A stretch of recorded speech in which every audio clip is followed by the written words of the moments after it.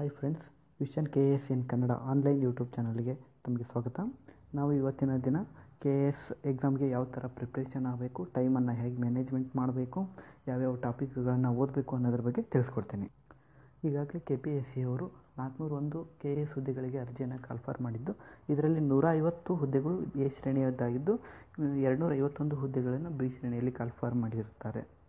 ಅರ್ಜಿಯನ್ನು ಸಲ್ಲಿಸಲು 12/5/2017ರಿಂದ 12/6/2017ರವರೆಗೆ ಟೈಮ್ ಇರ್ತದೆ. ಅರ್ಜಿಯನ್ನು ಆದಷ್ಟು ಬೇಗ ಸಲ್ಲಿಸಿ, ಯಾಕಂದರೆ ಕೊನೆ ಟೈಮಲ್ಲಿ ಸರ್ವರ್ ಬಿಜಿ ಆಯಿತು ಅಂದರೆ ಆನ್ಲೈನ್ ಅಪ್ಲಿಕೇಶನ್ ಸಬ್ಮಿಟ್ ಆಗೋದಿಲ್ಲ, ಇದರಿಂದ ತೊಂದರೆ ಆಗುತ್ತೆ. ಆದ್ದರಿಂದ ಸ್ವಲ್ಪ ಬೇಗನೆ ಅರ್ಜಿಯನ್ನು ಸಲ್ಲಿಸಿ. ಅದೇ ರೀತಿ KPSCನವರು ಈಗಾಗಲೇ 20/8/2017ಕ್ಕೆ ಪೂರ್ವಭಾವಿ ಪರೀಕ್ಷೆಯನ್ನು ನಡೆಸ್ತೀವಿ ಅಂತ ಡೇಟ್ ಸತಿಗೂ ಬಿಟ್ಬಿಟ್ಟಿದ್ದಾರೆ. ಆದ್ದರಿಂದ ಟೈಮ್ ಭಾಳ ಶಾರ್ಟೇಜ್ ಇದೆ. ಇನ್ನೊಂದು ಆಲ್ಮೋಸ್ಟಾಗಿ 2.5 ತಿಂಗಳು ಇದೆ. ಈ 2.5 ತಿಂಗಳಲ್ಲಿ ನಾವು ಆಲ್ಮೋಸ್ಟಾಗಿ ಎಫೆಕ್ಟಿವ್ ಆಗಿ ಸ್ಟಡಿ ಮಾಡಿ ಪೂರ್ವಭಾವಿ ಪರೀಕ್ಷೆಯಲ್ಲಿ ಯಶಸ್ವಿಯಾಗಬೇಕು. ಪೂರ್ವಭಾವಿ ಪರೀಕ್ಷೆಯು 2 ಪ್ರಶ್ನೆ ಪತ್ರಿಕೆಗಳನ್ನು ಒಳಗೊಂಡಿದ್ದು, ಪ್ರತಿಯೊಂದು ಪ್ರಶ್ನೆ ಪತ್ರಿಕೆ 100 ಪ್ರಶ್ನೆಗಳನ್ನು ಒಳಗೊಂಡಿರುತ್ತದೆ ಮತ್ತು ಪ್ರತಿಯೊಂದು ಕ್ವಶನ್ ಪೇಪರಿಗೂ 200 ಅಂಕಗಳನ್ನು ನಿಗದಿ ಮಾಡಲಾಗುತ್ತದೆ ಮತ್ತು ಪ್ರತಿಯೊಂದು ಪ್ರಶ್ನೆ ಪತ್ರಿಕೆಯನ್ನು 2 ಗಂಟೆಯಲ್ಲಿ ಉತ್ತರಿಸಬೇಕಾಗುತ್ತದೆ ಮತ್ತು ಇದು ಮಲ್ಟಿಪಲ್ ಚಾಯ್ಸ್ ಕ್ವಶನ್ಗಳನ್ನು ಒಳಗೊಂಡಿರುತ್ತದೆ. ಅದೇ ರೀತಿ ನಾವು ಪೂರ್ವಭಾವಿ ಪರೀಕ್ಷೆಯಲ್ಲಿ ಗಮನಿಸಬೇಕಾದಂಥ ಇನ್ನೊಂದು ಪ್ರಮುಖ ಅಂಶ ಅಂತ ಅಂದರೆ ಋಣಾತ್ಮಕ ಅಂಕಗಳಿರ್ತವೆ. ನಮ್ಮ ಪ್ರತಿಯೊಂದು ತಪ್ಪು ಉತ್ತರಕ್ಕೂ 0.25 ಅಂಕಗಳನ್ನು ಕಳೀತಾರೆ. ಆದ್ದರಿಂದ ನಾವು ಉತ್ತರಿಸುವಾಗ ಗಮನವಿಟ್ಟು ಉತ್ತರಿಸಬೇಕಾಗ್ತದೆ. ನಾವು ಈ ಪೂರ್ವಭಾವಿ ಪರೀಕ್ಷೆಯಲ್ಲಿ ಏನು ಓದಬೇಕು, ಯಾವ್ಯಾವ ಟಾಪಿಕ್ಗಳನ್ನು ಓದಬೇಕು ಅನ್ನೋದನ್ನು ನೋಡೋಣ. ಯಾಕಂದರೆ ಟೈಮು ಭಾಳ ಶಾರ್ಟೇಜ್ ಇದ್ದು ನಾವು ಅದರಲ್ಲಿ ಯಾವ್ಯಾವ ಟಾಪಿಕ್ಗಳನ್ನು ಓದಬೇಕು, ಯಾವ್ಯಾವ ಟಾಪಿಕ್ಗಳು ಅನಾವಶ್ಯಕ ಅಂತ ಓದಬಾರ್ದು ಅನ್ನೋದು ಭಾಳ ಇಂಪಾರ್ಟೆಂಟ್ ಆಗುತ್ತದೆ. ಯಾಕಂದರೆ ಈಗೆಲ್ಲ ಟಾಪಿಕ್ಗಳನ್ನು ಓದೋಕ್ಕೆ ಟೈಮ್ ಇಲ್ಲ, ಶಾರ್ಟೇಜ್ ಇದೆ ಟೈಮು. ಇಂಥ ಟೈಮಲ್ಲಿ ಎಲ್ಲ ಡೀಟೇಲಾಗಿ ಓದೋಕ್ಕೆ ಅಂತ ಆಗಲ್ಲ. ಆದ್ದರಿಂದ ಮೇನ್ ಕೆಲವೊಂದು ಇಂಪಾರ್ಟೆಂಟ್ ಟಾಪಿಕ್ಗಳು ಎಕ್ಸಾಮ್ ಪರ್ಪಸನ್ನು ಓದಬೇಕಾಗುತ್ತದೆ. ಅಂತಹ ಪ್ರಮುಖ ಕೆಲವು ಟಾಪಿಕ್ಗಳನ್ನು ಈಗ ನೋಡೋಣ. ಜನವರಿ 2016ರಿಂದ ಇಲ್ಲಿಯವರೆಗಂತ ಪ್ರಮುಖ ಮ್ಯಾಗ್ಝಿನ್ಗಳನ್ನು ಓದಬೇಕು. ಯಾವುದಾದ್ರೂ ಒಂದು ಮ್ಯಾಗ್ಝಿನ್ ಓದಿದರೂ ಸಾಕು. ನೆಕ್ಸ್ಟು 8 to 10th ವಿಜ್ಞಾನ ಮತ್ತು ಸಮಾಜ ವಿಜ್ಞಾನ ಬುಕ್ಗಳನ್ನು ಓದಬೇಕು. ನೆಕ್ಸ್ಟು ಯಾವುದಾದ್ರೂ ಒಂದು ಮೆಂಟಲ್ ಎಬಿಲಿಟಿ ಬುಕ್ಸನ್ನು ಚೆನ್ನಾಗಿರೋದನ್ನು ಬಿಡಿಸ್ಬೇಕು. ನೆಕ್ಸ್ಟ್ ಒಂದು ಹಿಸ್ಟ್ರಿ ಬುಕ್ಸು, ನೆಕ್ಸ್ಟ್ ಒಂದು ಸಂವಿಧಾನದ ಬುಕ್ಕು, ಒಂದು ಜಿಯೋಗ್ರಫಿ ಬುಕ್ಕು, ಒಂದು ಎಕನಾಮಿಕ್ಸ್ ಬುಕ್ಕು ಮತ್ತು ಒಂದು ಸೈನ್ಸ್ ಬುಕ್ಕನ್ನು ಓದಬೇಕು. ನೆಕ್ಸ್ಟು ರಾಜ್ಯ ಸರ್ಕಾರದ ಪ್ರಮುಖ ಯೋಜನೆಗಳನ್ನು ನೋಡ್ಕೋಬೇಕು. ನೆಕ್ಸ್ಟು ಮಿನಿಮಮ್ ಒಂದೊಂದು 10 ಕ್ವಶನ್ ಪೇಪರ್ಗಳನ್ನು ಬಿಡಿಸ್ಬೇಕು. ನಾವು ಕ್ವಶನ್ ಪೇಪರ್ ಬಿಡಿಸೋದ್ರಿಂದ ನಮ್ಮ ಕಾನ್ಫಿಡೆಂಟ್ ಲೆವೆಲ್ ಹೆಚ್ಚಾಗುತ್ತೆ ಮತ್ತು ನಮ್ಮ ಪ್ರೋಗ್ರೆಸ್ ಯಾವ ಮಟ್ಟದಲ್ಲಿದೆ ಅನ್ನೋದನ್ನು ಗೊತ್ತಾಗುತ್ತೆ.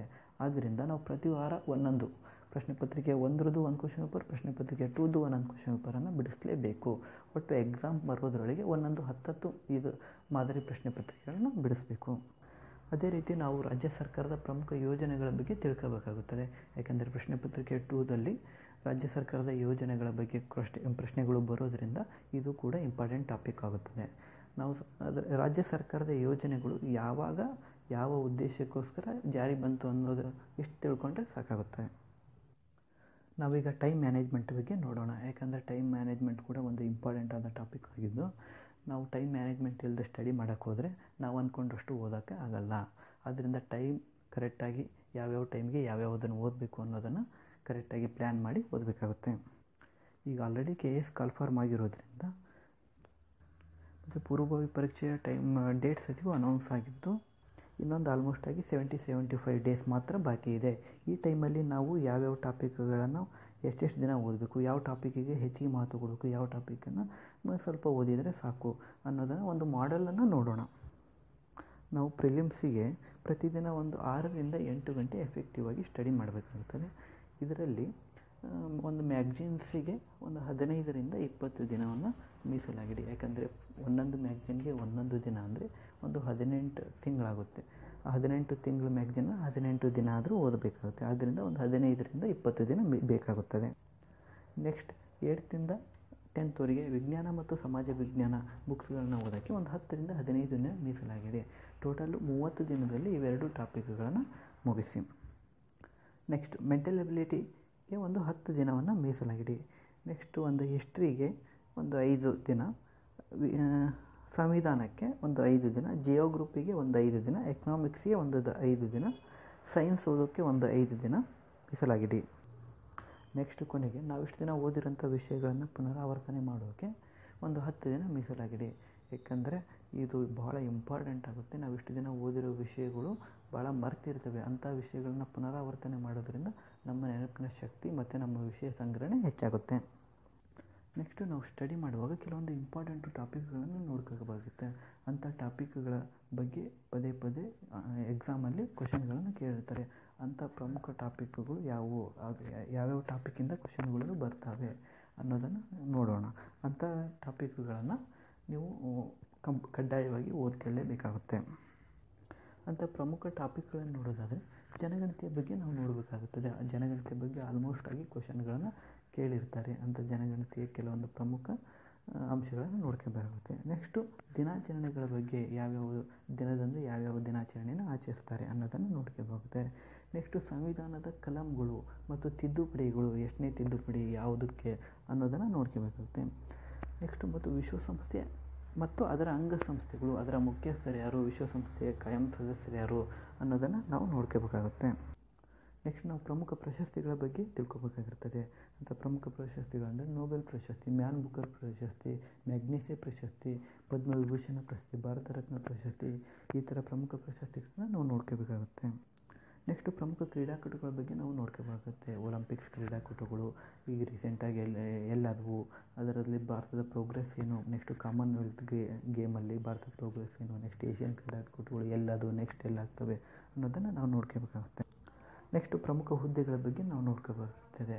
ಅಂದರೆ ಯಾವ್ಯಾವ ಖಾತೆಗೆ ಯಾವ್ಯಾವ ಸಚಿವರು ಇದ್ದಾರೆ, ಸುಪ್ರೀಂ ಕೋರ್ಟ್ ಜಡ್ಜ್ ಇದ್ದಾರೆ, ಹೈಕೋರ್ಟ್ ಜಡ್ಜ್ ಇದ್ದಾರೆ, ರಿಸರ್ವ್ ಬ್ಯಾಂಕ್ ಗವರ್ನರ್ ಇದ್ದಾರೆ, ಚುನಾವಣಾ ಆಯೋಗದ ಕಮಿಷನರ್ ಯಾರಿದ್ದಾರೆ, ಈ ಥರ ಪ್ರಮುಖ ಹುದ್ದೆಗಳನ್ನು ನಾವು ನೋಡ್ಕೋಬೇಕಾಗುತ್ತೆ. ನೆಕ್ಸ್ಟ್ ಇದ್ರ ಜೊತೆಗೆ ನಾವು ಇತರೆ ಪ್ರಮುಖ ಕೆಲವೊಂದು ಟಾಪಿಕ್ಗಳನ್ನು ನೋಡಬೇಕಾಗುತ್ತೆ. ಹಿಂದೆ ಪಂಚವಾರ್ಷಿಕ ಯೋಜನೆಗಳ ಬಗ್ಗೆ ಕ್ವಶನ್ಗಳನ್ನು ಕೇಳ್ತಿದ್ರು. ಈಗ ನೀತಿ ಆಯೋಗದ ಬಗ್ಗೆ ನಾವು ನೋಡ್ಕೋಬೇಕಾಗುತ್ತದೆ. ನೆಕ್ಸ್ಟು GTS ಬಗ್ಗೆ ನಾವು ನೋಡ್ಕೋಬೇಕಾಗುತ್ತೆ. ನೆಕ್ಸ್ಟು ಡಿಮಾನಿಟ್ರೈಸೇಷನ್ ಬಗ್ಗೆ ನಾವು ಕ್ವಶನ್ಗಳನ್ನು ನೋಡಬೇಕಾಗುತ್ತೆ. ಆವಾಗಲೇ ಯಾವ್ಯಾವ ಪ್ರಮುಖ ಟಾಪಿಕ್ಗಳನ್ನ ಓದಬೇಕು ಅನ್ನೋದನ್ನು ಹೇಳಿದ್ದೆ. ಅಂಥ ಪ್ರಮುಖ ಟಾಪಿಕ್ಗಳ ಇಂಡಿವಿಜುವಲ್ ಆಗಿ ಈಗ ನೋಡ್ತಾ ಹೋಗೋಣ. ನಾನು ಆವಾಗಲೇ ಜನವರಿ 16ರಿಂದ ಇಲ್ಲಿವರೆಗೂ ಮ್ಯಾಗ್ಜಿನ್ ಓದಬೇಕು ಅಂತ ಹೇಳಿದ್ದೆ. ಈ ಮ್ಯಾಗ್ಜಿನಲ್ಲಿ ಸ್ಪರ್ಧಾ ಸ್ಫೂರ್ತಿ, ಸ್ಪರ್ಧಾ ವಿಜೇತ, ಸ್ಪರ್ಧಾ ಚೈತ್ರ, ಸ್ಪರ್ಧಾ ಚಾಣಕ್ಯ ಯಾವ ಮ್ಯಾಗ್ಜಿನ್ ಆದರೂ ಓದ್ಬೋದು. ಯಾಕಂದರೆ ಕೆಲವೊಬ್ಬರಿಗೆ ಕೆಲವೊಂದು ಮ್ಯಾಗ್ಜಿನ್ ಇಷ್ಟ ಇರುತ್ತೆ, ಕೆಲವೊಬ್ಬರಿಗೆ ಸ್ಪರ್ಧಾ ವಿಜೇತ ಆದರೆ ಕೆಲವೊಬ್ಬರಿಗೆ ಸ್ಪರ್ಧಾ ಚಾಣಕ್ಯ ಇಷ್ಟ ಇರುತ್ತೆ. ನಾವು ಮ್ಯಾಗ್ಜಿನನ್ನು ಓದುವಾಗ ರಾಷ್ಟ್ರದ ಮತ್ತು ಅಂತಾರಾಷ್ಟ್ರೀಯ ವಿಷಯಗಳನ್ನು ನಾವು ಓದಬೇಕಾಗುತ್ತದೆ. ನೆಕ್ಸ್ಟು ಹುದ್ದೆಗಳ ಬಗ್ಗೆ, ರಾಜೀನಾಮೆಯ ಬಗ್ಗೆ, ಪ್ರಶಸ್ತಿಗಳ ಬಗ್ಗೆ, ರಕ್ಷಣಾ ವಿಷಯಗಳ ಬಗ್ಗೆ ಓದಬೇಕಾಗುತ್ತೆ. ಈ ವಿಷಯಗಳನ್ನು ಓದೋದ್ರಿಂದ ನಮಗೆ ಮೇನ್ಸ್ ಎಕ್ಸಾಮಿಗೆ ಕೂಡ ಹೆಲ್ಪ್ ಆಗುತ್ತೆ. ನೆಕ್ಸ್ಟು ಕರೆಂಟ್ ಅಫೇರ್ಸ್ ಬಗ್ಗೆ ಪೂರ್ವ ಪರೀಕ್ಷೆಯಲ್ಲಿ ಬಹಳ ಕ್ವಶನ್ ಬರೋದರಿಂದ ನಮ್ಮ ಕರೆಂಟ್ ಅಫೇರ್ಸ್ ಇವೆಂಟ್ಸ್ ಎಲ್ಲ ಕವರ್ ಆಗುತ್ತೆ. ನೆಕ್ಸ್ಟು 8ರಿಂದ 10ನೇ ತರಗತಿವರೆಗಿನ ವಿಜ್ಞಾನ ಮತ್ತು ಸಮಾಜ ವಿಜ್ಞಾನ ಬುಕ್ಗಳನ್ನು ಓದಬೇಕಾಗುತ್ತೆ. ನೆಕ್ಸ್ಟು ಈ ಎಕ್ಸಾಮ್ ಟೈಮಲ್ಲಿ ಇಷ್ಟೆಲ್ಲ ಓದೋಕ್ಕೆ ಆಗಲ್ಲ, ಇವೆಲ್ಲ ಬುಕ್ಗಳನ್ನ ಮುಗಿಸೋಕ್ಕೆ ಕವರ್ ಮಾಡೋಕ್ಕೆ ಆಗಲ್ಲ ಅಂತ ಅಂದರೆ ಈ ಬುಕ್ಸ್ಗಳಲ್ಲಿ ಕೊನೆಗೆ ನೆನಪಿನಲ್ಲಿಡಬೇಕಾದ ಅಂಶಗಳು ಅಂತ ಪ್ರತಿ ಪಾಠದ ಕೊನೆಗೆ ಇರ್ತದೆ. ನೆಕ್ಸ್ಟು ಪಾಠದ ಒಳಗೆ ನಿಮಗಿದು ತಿಳಿದಿರಲಿ ಅಂತ ಕೆಲವೊಂದು ಪಾಯಿಂಟ್ಸ್ಗಳಿರ್ತವೆ. ಈ ಪಾಯಿಂಟ್ಸ್ಗಳನ್ನು ಓದೋದ್ರಿಂದ ನಿಮಗೆ ಬಹಳ ವಿಷಯ ಸಂಗ್ರಹಣೆ ಆಗುತ್ತೆ. ನೆಕ್ಸ್ಟು ಮಾನಸಿಕ ಸಾಮರ್ಥ್ಯ ಕೂಡ ಒಂದು ಇಂಪಾರ್ಟೆಂಟ್ ಆದ ಟಾಪಿಕ್ ಆಗಿದ್ದು ಇದರ ಬಗ್ಗೆಯೂ ಭಾಳ ಕ್ವಶನ್ಗಳು ಬರ್ತವೆ.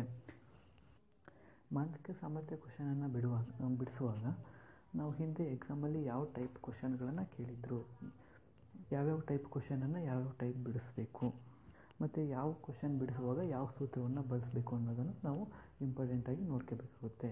ನೆಕ್ಸ್ಟ್ ಮಾನಸಿಕ ಸಾಮರ್ಥ್ಯವನ್ನು ಓದೋದಾದರೆ ಗುರುರಾಜ್ ಬುಲ್ಬುಲೆ ಅನ್ನೋದ್ರ ಬುಕ್ಕು ಚೆನ್ನಾಗಿದೆ.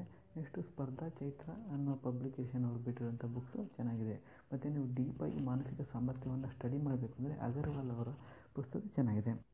ನೆಕ್ಸ್ಟ್ ಇತಿಹಾಸಕ್ಕೆ ಬಂದರೆ ಇತಿಹಾಸ ಕೂಡ ಒಂದು ಪ್ರಮುಖವಾದಂಥ ಟಾಪಿಕ್ಕು. ಇತಿಹಾಸದಲ್ಲಿ ಪ್ರಮುಖ ಇಸ್ವಿಗಳನ್ನು ನೆನಪಿಡಬೇಕು, ಪ್ರಮುಖ ಒಪ್ಪಂದಗಳು, ಪ್ರಮುಖ ಯುದ್ಧಗಳು, ಪ್ರಮುಖ ರಾಜರುಗಳು, ಅವರ ಸುಧಾರಣೆಗಳನ್ನು ನೆನಪಿಡಬೇಕು.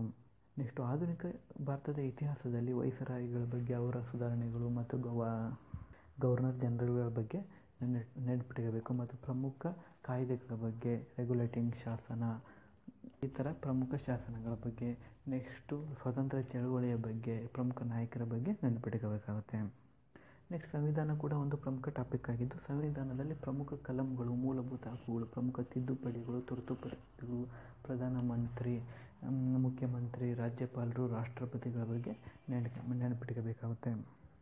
ನೆಕ್ಸ್ಟ್ ಜಾಗೃತಿ ಕೂಡ ಒಂದು ಪ್ರಮುಖವಾದಂಥ ವಿಷಯವಾಗಿದ್ದು ಜಾಗೃತಿಯಲ್ಲಿ ಪ್ರಮುಖವಾಗಿ ನದಿಗಳ ಬಗ್ಗೆ, ಸರೋವರಗಳ ಬಗ್ಗೆ, ಸಮುದ್ರಗಳ ಬಗ್ಗೆ, ಸಾಗರಗಳ ಬಗ್ಗೆ, ವಿವಿಧೋದ್ದೇಶ ನದಿ ಕಣಿವೆ ಯೋಜನೆಗಳ ಬಗ್ಗೆ, ಭೂಕಂಪಗಳ ಬಗ್ಗೆ, ಜ್ವಾಲಾಮುಖಿಗಳ ಬಗ್ಗೆ, ಮಾರುತಗಳ ಬಗ್ಗೆ, ಈ ಥರ ಪ್ರಮುಖ ವಿಷಯಗಳನ್ನ ನೆನಪಿಟ್ಕೋಬೇಕಾಗುತ್ತೆ. ನೆಕ್ಸ್ಟ್ ಎಕನಾಮಿಕ್ಸ್ ಕೂಡ ಒಂದು ಪ್ರಮುಖವಾದಂಥ ವಿಷಯವಾಗಿದ್ದು, ಎಕನಾಮಿಕ್ಸ್ನಲ್ಲಿ ಆಯವ್ಯಯದ ಬಗ್ಗೆ, ಸಾರ್ವಜನಿಕ ಹಣಕಾಸಿನ ಬಗ್ಗೆ, ರಿಸರ್ವ್ ಬ್ಯಾಂಕ್ ಬಗ್ಗೆ, ಬಡತನದ ಬಗ್ಗೆ, ನಿರುದ್ಯೋಗದ ಬಗ್ಗೆ, ಅದನ್ನು ಸುಧಾರಿಸುವ ಕ್ರಮಗಳ ಬಗ್ಗೆ, ಈ ಥರ ಪ್ರಮುಖ ವಿಷಯಗಳನ್ನ ಸ್ಟಡಿ ಮಾಡಬೇಕಾಗುತ್ತೆ. ವಿಜ್ಞಾನ ಕೂಡ ಒಂದು ಪ್ರಮುಖವಾದಂಥ ವಿಷಯವಾಗಿದ್ದು, ವಿಜ್ಞಾನದಲ್ಲಿ ನಾವು ವಿಜ್ಞಾನದ ನಿಯಮಗಳನ್ನು ಸ್ಟಡಿ ಮಾಡೋ ಬದಲು ವಿಜ್ಞಾನದ ನಿಯಮಗಳ ಉದಾಹರಣೆ ಅಂದರೆ ನ್ಯೂಟನ್ನ ಚಲನೆಯ ನಿಯಮಗಳನ್ನು ಓದೋದ್ರ ಜೊತೆಗೆ ಅದರ ಉದಾಹರಣೆಗಳು, ಅದರ ಅನ್ವಯಿಕಗಳನ್ನು ಓದ್ಕೋಬೇಕಾಗುತ್ತೆ. ನೆಕ್ಸ್ಟು ಪ್ರಮುಖ ವಿಟಮಿನ್ಗಳ ಬಗ್ಗೆ, ಜೀವಸತ್ವಗಳ ಬಗ್ಗೆ, ಯಾವ್ಯಾವ ಜೀವಸತ್ವದ ಕೊರತೆಯಿಂದ ಯಾವ್ಯಾವ ಕಾಯಿಲೆಗಳು ಬರ್ತವೆ ಅನ್ನೋದನ್ನು ನಾವು ನೋಡ್ಕೋಬೇಕಾಗುತ್ತೆ. ಹಲೋ ಫ್ರೆಂಡ್ಸ್, ಇಷ್ಟೊತ್ತು ಹೇಳಿದಂಥ ಪ್ರತಿಯೊಂದು ಟಾಪಿಕ್ಗಳ ಬಗ್ಗೆ ನಾನು ಇಂಡಿವಿಜುವಲ್ ಆಗಿ ವಿಡಿಯೋಗಳನ್ನು ಮಾಡಿ ಮುಂದೆ ಅಪ್ಲೋಡ್ ಮಾಡ್ತೇನೆ. ಆವಾಗ ಪ್ರತಿಯೊಂದು ಟಾಪಿಕ್ನ ಬಗ್ಗೆ ಡೀಟೇಲ್ಸ್ ಆಗಿ ವಿವರಣೆಗಳನ್ನು ನಾನು ಆ ವಿಡಿಯೋದಲ್ಲಿ ಕೊಡ್ತೇನೆ. ಇನ್ನೊಂದು ವಿಷಯ, ನಾನು ಪೂರ್ವಭಾವಿ ಪರೀಕ್ಷೆಯನ್ನು ಪಾಸ್ ಆಗ್ತೀನಿ ಅಂತ ಪೂರ್ವಭಾವಿ ಪರೀಕ್ಷೆಯನ್ನು ನೆಗ್ಲೆಕ್ಟ್ ಮಾಡಿ ಮೇನ್ಸಿಗೆ ಅಷ್ಟೇ ಪ್ರಿಪ್ರೇಷನ್ ಕೊಡಬೇಡಿ. ಪೂರ್ವಭಾವಿ ಪರೀಕ್ಷೆಯೂ ಕೂಡ ಫುಲ್ ಕಾಂಪಿಟೇಷನ್ ಇರುತ್ತೆ. ಅದರಿಂದ ಪೂರ್ವಭಾವಿ ಪರೀಕ್ಷೆಯನ್ನು ಮಹತ್ವ ಕೊಡಿ. ಯಾಕಂದರೆ 2014ರ ಬ್ಯಾಚಲ್ಲಿ ನಾನು ನೋಡಿರೋ ಪ್ರಕಾರ ಭಾಳ ಜನ ಪೂರ್ವಭಾವಿ ಪರೀಕ್ಷೆಯನ್ನು ಫುಲ್ ನೆಗ್ಲೆಕ್ಟ್ ಮಾಡಿ ಮೇನ್ಸ್ ಎಕ್ಸಾಮಿಗೆ ಅಷ್ಟೇ ಫುಲ್ ಪ್ರಿಪ್ರೇಷನ್ ಕೊಟ್ಟು ಎಲ್ಲ ಕೋಚಿಂಗ್ ಎಲ್ಲ ತಗೊಂಡು ಪ್ರಿಪ್ರೇಷನ್ ಮಾಡಿ ಪೂರ್ವಭಾವಿ ಪರೀಕ್ಷೆಯನ್ನು ಪಾಸ್ ಆಗದೇ ಇರುವಂಥ ಭಾಳ ಉದಾಹರಣೆಗಳನ್ನು ನಾನು ನೋಡಿದ್ದೇನೆ.